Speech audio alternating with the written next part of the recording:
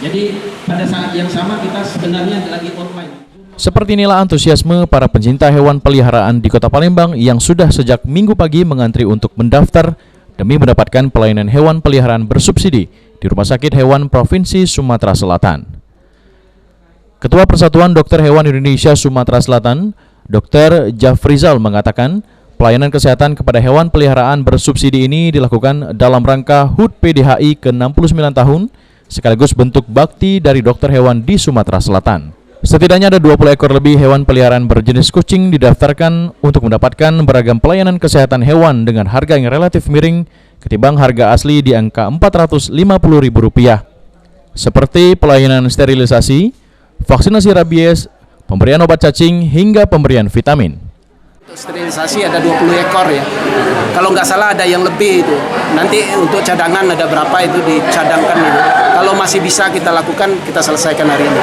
Kalau enggak ya mohon maaf, nanti ada pelayanan yang lebih berguna lagi di situ. Ada vaksinasi itu kita unlimited. Ya kan? Jadi terbatas, mau dibawa berapa banyak aja kita layani. Biaya sterilisasinya berapa, dokter? Nah, kalau biaya sterilisasi ini kita subsidi. Ya kan, dari standar kalau nggak salah itu 450 ya.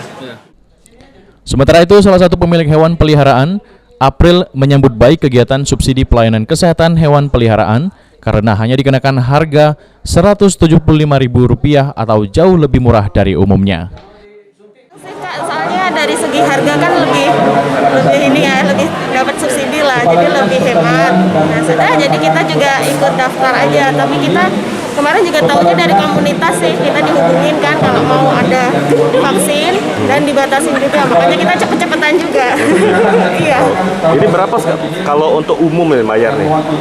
Kalau samanya nggak dapat subsidi ya, itu sekitar 250-350 lah. Kalau ini sekarang 175. jauh lebih murah ya Bu ya? Organisasi profesi yang di bidang peternakan. Jadi kalau kita di pemerintahan kan tentunya kita mencari mitra dengan semua stakeholder.